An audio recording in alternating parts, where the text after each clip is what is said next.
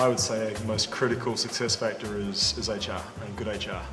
Not so much in the startup phase. I think that Kiwis are known to get in there and do it themselves, and they can cover a lot of mistakes in the early days, whether it doesn't matter what industry is, a small level. But as you start to grow, as with any business in the world, it's the quality of people is what is the key to your success in a lot of industries.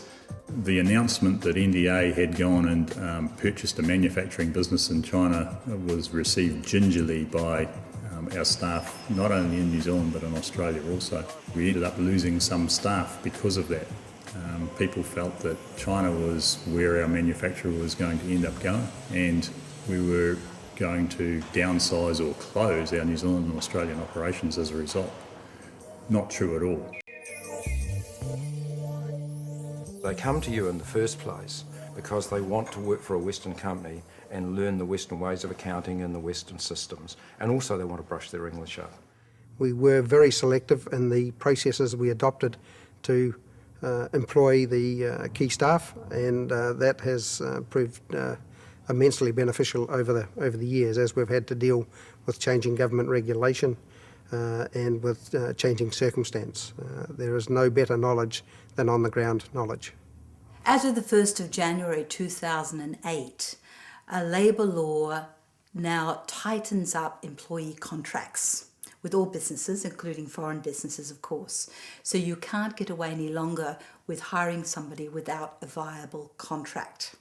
It also allows employees themselves to directly sue or take legal action out against an employer who doesn't have a contract with them. When we first started the venture here 8 years ago, at least 90% of our workforce were local Shanghainese.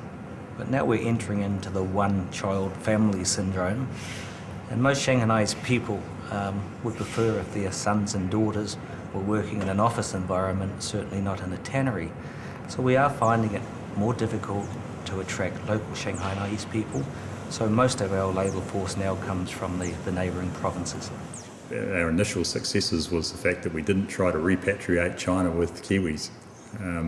I think many people observed that and said, gee, isn't that great? You can run a business with all Chinese. 12 months on, we realised that was a flawed strategy, and that there were certain aspects of our production that our Western customers expected to see that required us to introduce Western resources. It's not that easy to find qualified workers because, as I said, our industry needs or requires special skilled workers. So we really need to have some effort to looking for that. The tradesmen that you find in China are very much single-focused.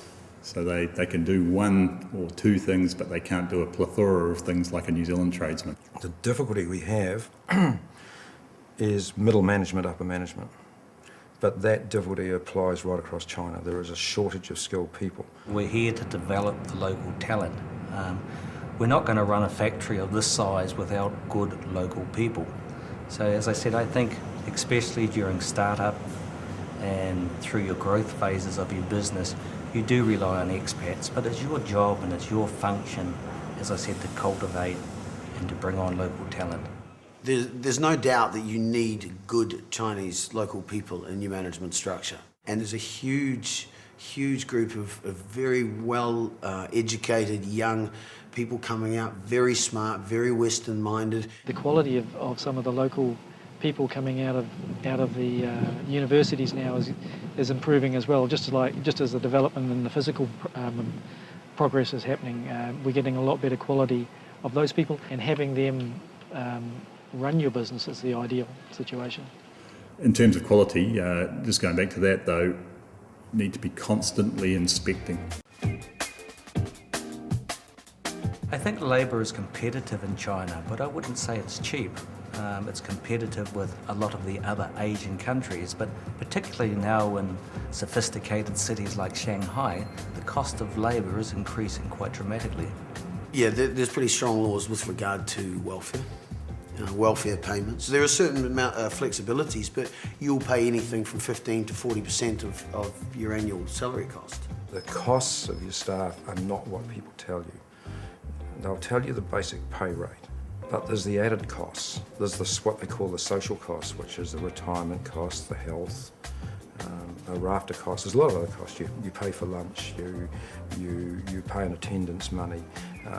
It just goes on and on and on. There's little bits here, little bits there.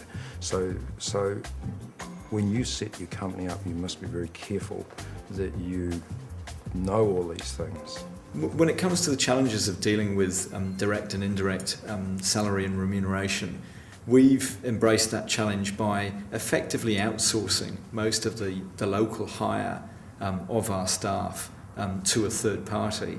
Now, the third party, I guess, are a combination of what we would consider to be a trade union versus an outsourced supplier, and it saves us a lot of the pain of collective bargaining with the workforce, because all of that is outsourced to the third party supplier.